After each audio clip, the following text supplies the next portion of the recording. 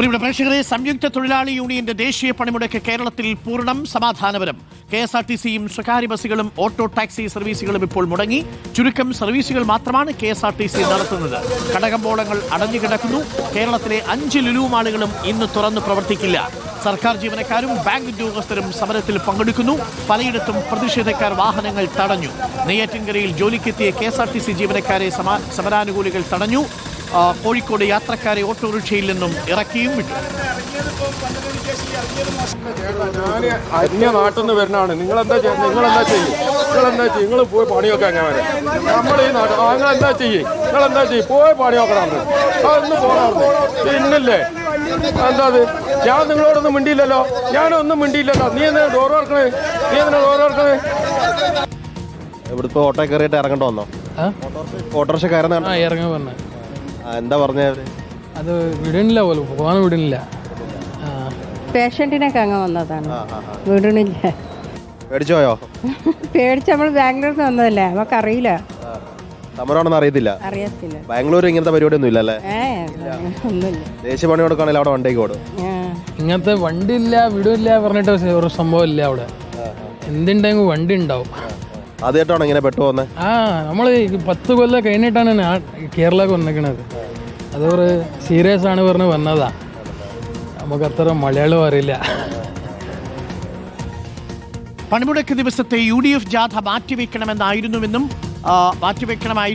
പണിമുടക്കിൽ നിന്ന് INTUCയെ കോൺഗ്രസ് വിലക്കിയെന്നും എളമരം കരീം പ്രതികരിച്ചിട്ടുണ്ട്. കേൾക്കാം.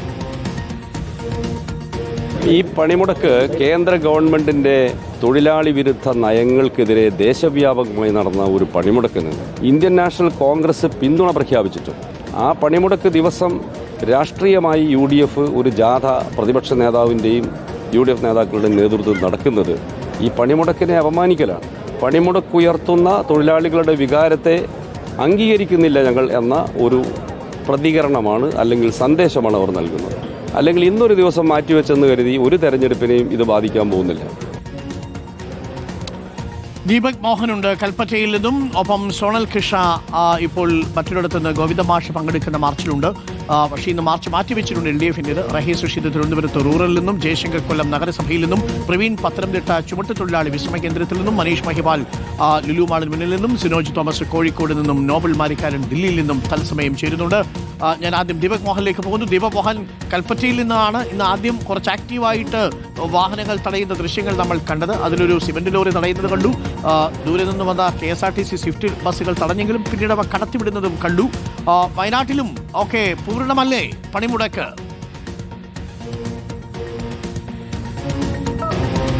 അരുൺകുമാർ, വയനാട്ടിൽ പണിമുടക്ക് പൂർണ്ണമാണ്. നമുക്ക് ദൃശ്യങ്ങളിൽ കാണാം. ഇപ്പോൾ INTUCയുടെ നേതൃത്വത്തിൽ കൽപ്പറ്റ നഗരത്തിൽ പ്രതിഷേധ മാർച്ച് നടക്കുകയാണ്.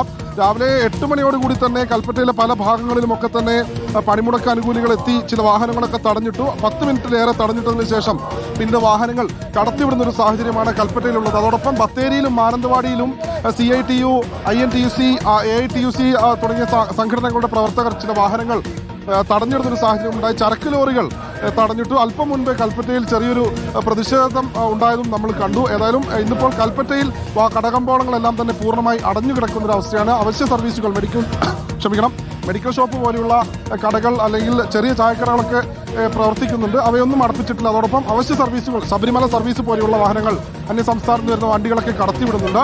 ഇപ്പോൾ കൽപ്പറ്റയിൽ നമുക്ക് ദൃശ്യങ്ങളിൽ കാണാം.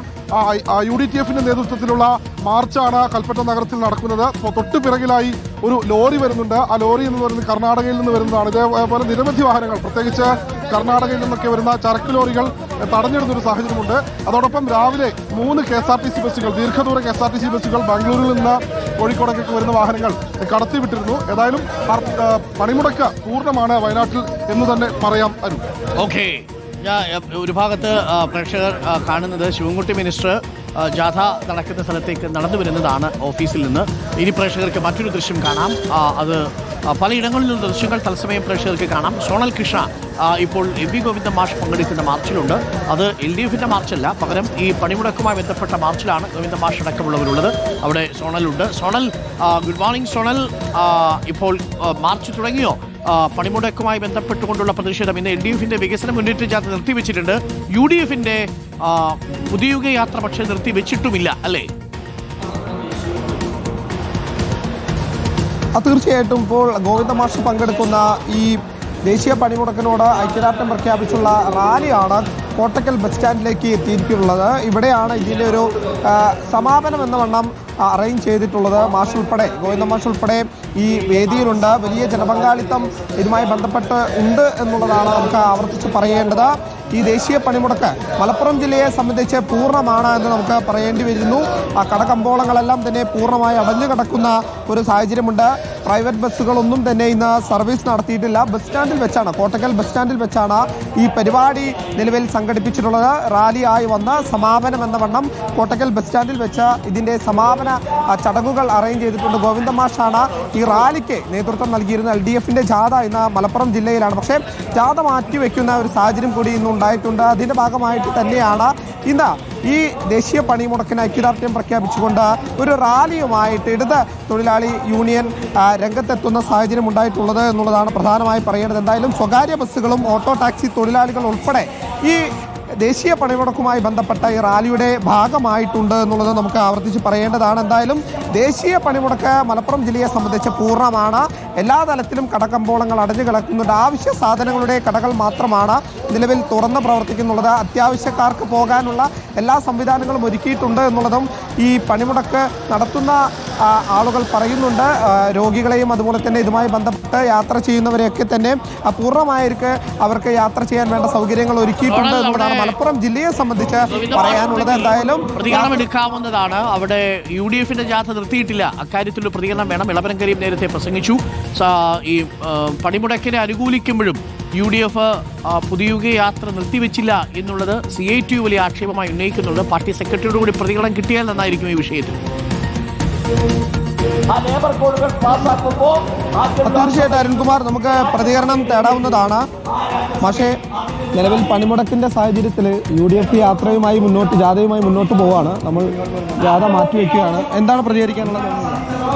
അരുൺകുമാർ, അത് തന്നെയാണ്. നിലവിൽ പ്രതികരിക്കാനില്ല എന്നുള്ളതാണ് അദ്ദേഹം പറയുന്നത്. ഒരുപക്ഷെ ഈ ജാഥ കഴിഞ്ഞ് ഇതിന് ശേഷം പ്രതികരിക്കാം എന്നുള്ളതാണ് അദ്ദേഹം പറയുന്നത്. എനിക്കൊരു ജാഥയുടെ സമയത്ത് അവിടെ പ്രസംഗിക്കുകയാണ്. അതിന് പ്രതികരണം ആ സമയത്തുണ്ടാവും. CITU ശക്തമായിട്ട് രംഗത്ത് വന്നിട്ടുണ്ട്. UDFന്റെ യാത്ര നിർത്തിവെച്ചിട്ടില്ല എന്നുള്ളതാണ്. INTUC സമരത്തിൽ പങ്കെടുക്കുമ്പോഴും രാഹുൽ ഗാന്ധി സമരത്തിനനുകൂലമായി പോസ്റ്റ് ഇടുമ്പോഴും UDF നടത്തുന്ന പ്രചരണ ജാഥ എന്തുകൊണ്ട് നിർത്തിവെച്ചില്ല എന്നുള്ളതാണ് CITU ചോദിക്കുന്ന ഒരു ചോദ്യം. സോണലാണ് ഇപ്പോൾ MP ഗോവിന്ദ മാഷ് പങ്കെടുക്കുന്ന പരിപാടിയിലുള്ളത്. അത് പണിമുടക്കുമായി ബന്ധപ്പെട്ടുകൊണ്ടുള്ള പരിപാടിയാണ്. പ്രിയപ്പെട്ട പ്രേക്ഷകരെ, നമുക്കിപ്പോൾ ഒന്ന് തിരുവനന്തപുരത്തേക്ക് പോകാം. അവിടെ തിരുവനന്തപുരം റൂറൽ റാഹീസ് റഷീദ് ഉണ്ട്. റാഹീസ് റഷീദ്, എങ്ങനെയാണ് തിരുവനന്തപുരത്തെ പണിമുടക്ക് പുരോഗമിക്കുന്നത്? രാവിലെയൊക്കെ ചിലയിടങ്ങളിലൊക്കെ ആളുകളെയൊക്കെ ഇറക്കി വിടുകയൊക്കെ ചെയ്തു പലയിടങ്ങളിലും. തിരുവനന്തപുരത്ത് പക്ഷേ ആശുപത്രിയിലേക്ക് പോകുന്നതിനൊന്നും ബുദ്ധിമുട്ടുണ്ടായിരുന്നില്ല. നഗരപ്രദേശങ്ങളിൽ, ഗ്രാമപ്രദേശങ്ങളിൽ എങ്ങനെയാണ് പണിമുടക്ക്? പൂർണ്ണമാണോ, ഭാഗികമാണോ, സമാധാനപരം തന്നെയല്ലേ? Rahees, good morning. Good morning Arunkumar. സാധാരണഗതിയിൽ ഗ്രാമപ്രദേശങ്ങളിൽ പണിമുടക്കൊക്കെ വരുമ്പോൾ ചെറിയ ചെറിയ കടകളൊക്കെ തുറന്നിരിക്കുന്നതാണ് ഒരു രീതി. നമ്മൾ തമിഴ്നാട് അതിർത്തിക്ക് ഇപ്പുറത്തുള്ള കൂട്ടപ്പൂ എന്ന സ്ഥലത്താണുള്ളത്. ഇവിടെ ചെറിയൊരു അങ്ങാടിയാണ്. ഇവിടെയും എല്ലാ കടകളും അടച്ച് വാഹനങ്ങളൊന്നും തീരെ, ഇരുചക്ര വാഹനങ്ങൾ കുറച്ചൊക്കെ ഓടുന്നുണ്ട്, അതല്ലാതെ മറ്റു വാഹനങ്ങളൊന്നും ഓടുന്നില്ല. ഇവിടെ കടകളടച്ച് ഇവിടെ പണിമുടക്കിൻ്റെ ഭാഗമായിട്ടുള്ളവരുണ്ട്, അതിനോട് എതിർപ്പുള്ള ആളുകൾ ഒക്കെ തന്നെയുണ്ട്. ഇന്ന് കടയൊന്നുമില്ല. ഇന്ന് കടകളൊന്നുമില്ല. ചില കടകളെല്ലാം രാവിലെ തുറന്നിട്ടെല്ലാം അടച്ച്, ചായയെല്ലാം കഴിഞ്ഞടച്ചു. കാലിച്ചായ മാത്രമേ ഉണ്ടായിരുന്നു. കാലിച്ചായ മാത്രമേ ഉള്ളൂ. നമ്മൾ ആട്ടോ കൊണ്ടിട്ടൊക്കെയാണ്. ഓട്ടം വിളിച്ചാൽ നമ്മൾ പോകുന്നതാണ്. അങ്ങനെയാണ്. എങ്ങനെയുണ്ട് പണിമുടക്കൊക്കെ? പണിമുടക്ക്